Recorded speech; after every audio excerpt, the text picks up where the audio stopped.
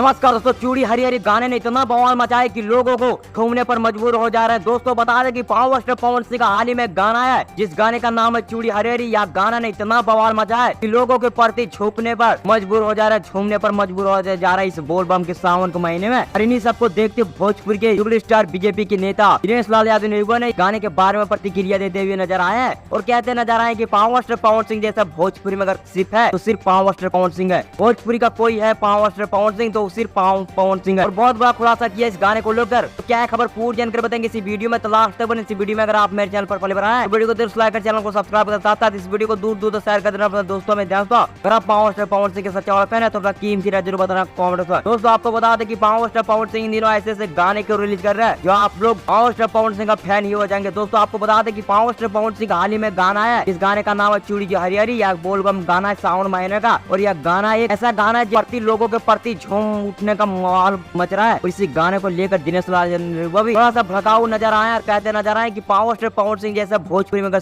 कोई गाता है तो सिर्फ पवन सिंह गाता है। भोजपुरी का शेर सिर्फ पावर स्टार पवन सिंह है। दिनेश लाल यादव ने कहते नजर आए। तो आप लोगों को क्या मानना है नीचे कमेंट में बताइए। बाकी मैं लोग आप लोगों से वीडियो जय हिंद।